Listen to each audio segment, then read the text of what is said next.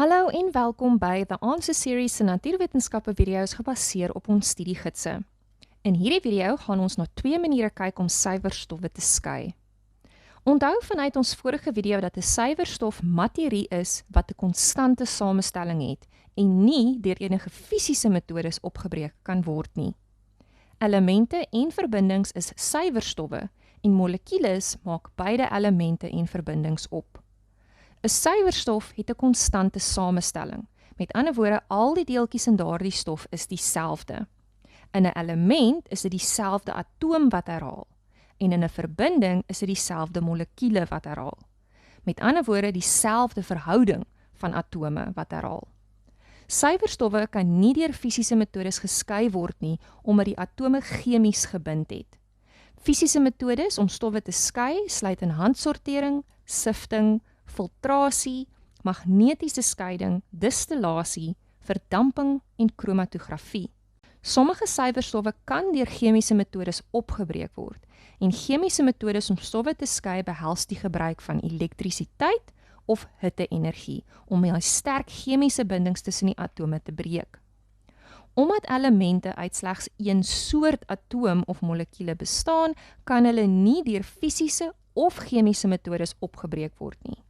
Maar verbindings kan deur chemiese metodes opgebreek word. Ons noem hierdie tipe reaksies ontbindingsreaksies. 'n Ontbindingsreaksie is 'n chemiese reaksie waarin verbinding in eenvoudiger verbindings of elemente afgebreek word.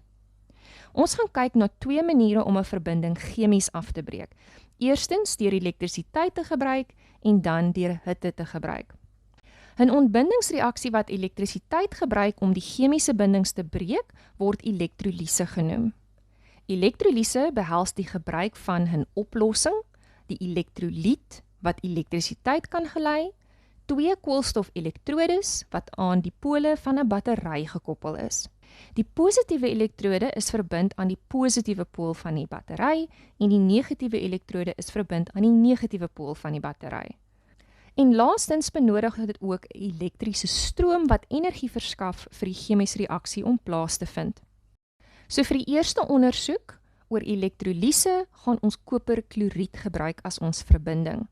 Dit is saamgestel uit koper en chloor wat chemies gereageer het om die verbinding koperkloried te vorm. Onthou ons het gesê dat die eienskappe van 'n verbinding anders sal wees as die eienskappe van sy individuele elemente waaruit dit bestaan en dit is ook waar vir koperkloried. Op sy eie is die element koper 'n blink magnetiese rooi-bruin metaal en die element chloor is weer 'n geel-groen giftige gas. Maar wanneer hierdie 2 elemente chemies reageer en bind om koperkloried te vorm, is die eienskappe van die verbinding, die koperkloried, anders as die eienskappe van die individuele elemente waaruit dit saamgestel is. Koperkloried is 'n diep blou kristalagtige poeier wat nie blink of magneties is soos die kopermetaal nie, en dit is ook nie 'n giftige gas soos die chloor nie.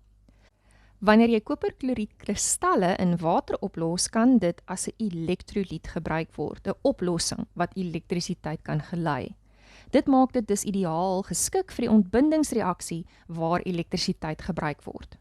Vir 'n volskaalse ondersoek sal jy koperkloried, water, 'n beker, 2 koolstofelektrodes, geleidingsdrade en 'n 9 volt battery benodig. Omdat ek nie 'n laboratorium of 'n volledige reeks laboratoriumapparaat het nie, het ek besluit om 'n mikroskaal weergawe van hierdie ondersoek te doen. En dis natuurlik ideaal wanneer jy wetenskap op 'n baie beperkte begroting doen. Daar's ook minder gemors en dit kan selfs 'n lekker eksperiment wees vir leerders om in groepe in die klas te doen. Vir die mikroskaal weergawe van die ondersoek gaan jy die volgende benodig: koperkloried oplossing, 'n plastiek sakkie en wit papier, 'n medisynedrupper, maskeerband en 2 HB potloodstafies wat as jou mini-elektrodes sal optree. Onthou dat die lood van 'n potlood, die stafie binne in dit, basies koolstof is, so jy kan enige dikte potloodstafie gebruik. Jy sal ook geleidingsdrade en batterye nodig hê en 'n petriebakkie as 'n opsionele ekstra. Ek het die batteryhouer en draadstel by my plaaslike P&A gekoop. Los 1 teelepel koperkloried in 'n koppie water op en roer totdat die kristalle heeltemal opgelos is. Plaas nou die wit papier binne in die plastieksakkie om 'n werkoppervlakte te verskaf, waar jy die reaksies duidelik kan sien gebeur en boonop vergemaklik dit die skoonmaak. Koppel nou elkeen van die potloodstafie elektrodes versigtig aan die battery met die geleidingsdrade. En dit verg 'n bietjie oefening as jy baie fyn potloodstafies gebruik, so jy moet versigtig werk dat jy hulle nie breek nie. Gebruik dan die maskeerband om die twee elektrodes op 'n klein afstand van mekaar af vas te plak. Maak seker dat hulle nie aan mekaar raak terwyl hulle verbind is aan die battery nie. Aparte reaksies gaan nou by elke potlood-elektrode plaasvind. Die positiewe elektrode word die anode genoem en die negatiewe elektrode word die katode genoem. Maak seker dat jy 'n mooi gaping tussen die twee mini-elektrodes los, sodat daar 'n druppel of twee van die koperkloried oplossing daarby gevoeg kan word. Dit sal dan versprei na elke elektrode en aan dit raak.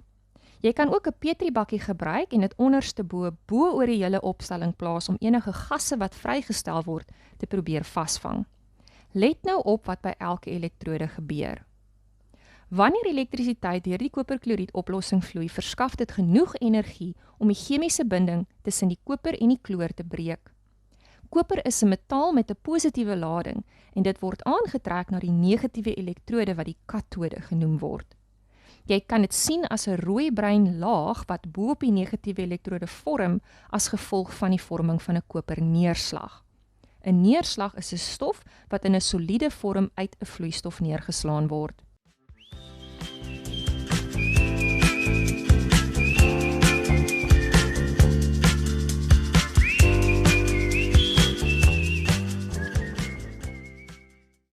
Kloor het weer 'n negatiewe lading, so dit word aangetrek na die positiewe elektrode wat die anode genoem word. Jy kan klein gasbotteltjies rondom die positiewe elektrode sien verskyn, en dit is dan die kloorgas wat besig is om vrygestel te word. Jy kan dit bevestig deur die petriebakkie op te lig en dan die gas wat binne-in opgehoop het te ruik. Jy sal opmerk dat dit 'n kloor of ammoniak reuk het, die reuk van 'n skoon swembad wat natuurlik kenmerkend van kloor is. Die diep blou koperkloried oplossing word ook mettertyd ligter hoe langer die elektrolise aanhou. So uit hierdie ondersoek kan ons aflei dat 'n verbinding, die koperkloried, in sy elemente, koper en kloor, opgebreek kan word tydens elektrolise, die gebruik van elektrisiteit. So elektrolise is een metode om 'n ontbindingsreaksie uit te voer. 'n Ander metode behels die toevoeging van hitte-energie. Vir hierdie ondersoek gaan ons kaliumpermanganaat gebruik. Dit kom in pragtige perskristalle voor en jy kan dit by jou plaaslike apteek gaan koop. Uit die chemiese formule kan ons sien dat hierdie verbinding suurstof bevat en suurstof is natuurlik 'n gas. So ons gaan toets vir die teenwoordigheid van suurstof om te bewys dat hierdie verbinding deur die hitte afgebreek word en daardeur word die suurstofgas dus vrygestel. Om 'n ondersoek uit te voer gaan jy die volgende benodig: kaliumpermanganaat-kristalle, 'n bunsenbrander of gasstoof, 'n proefbuis, iets om jou proefbuis mee vas te hou sodat jou hande nie brand nie, 'n bietjie watte en 'n houtsplinter of houtstafie. Voeg 'n klein hoeveelheid kaliumpermanganaat in jou proefbuis en plaas 'n bietjie watte by die opening van die proefbuis. Dit verseker dat die suurstofgas binne in die proefbuis opbou eerder as om heeltyd te ontsnap. Hou die proefbuis bo die bunsenbrander of gasstoof met 'n tang of vir 'n tortstaander en klamp sodat jy nie jou hande brand nie. Verhit die proefbuis liggies sodat die kaliumpermanganaat begin smelt. Jy sal hoor hoe die kristalle krinkel en kraak, spat en sis terwyl dit gebeur. Wanneer die kaliumpermanganaat verhit word, ontbind dit gedeeltelik om suurstof vry te stel. Ons kan dan vir die teenwoordigheid van suurstof toets met 'n gloeiende houtsplinter. Verwyder die watte van die opening van die proefbuis, steek vinnig houtsplinter aan die brand, blus dit uit sodat dit nog steeds gloei en hou dan daai gloeiende houtsplinter naby die opening van die proefbuis. Let op wat gebeur. Suurstof is 'n vlambare gas. Alles brand in suurstof en daarom sal die gloeiende houtsplinter spontaan weer aan die brand slaan in die teenwoordigheid van suurstof. Nou, die kaliumpermanganaat ontbind nie heeltemal nie. aangesien die verhittingsproses nie genoeg energie voorsien vir dit om te gebeur nie. Maar ons weet dat een of ander vorm van hierdie verbinding afgebreek word om daai suurstof vry te stel. So vanuit hierdie ondersoek kan ons aflei dat 'n verbinding gedeeltelik afgebreek kan word deur hitte-energie te gebruik. Sleutelterme vir hierdie video sluit in ontbindingsreaksie, elektrolise, elektrolyt, elektrode, anode, katode en neerslag.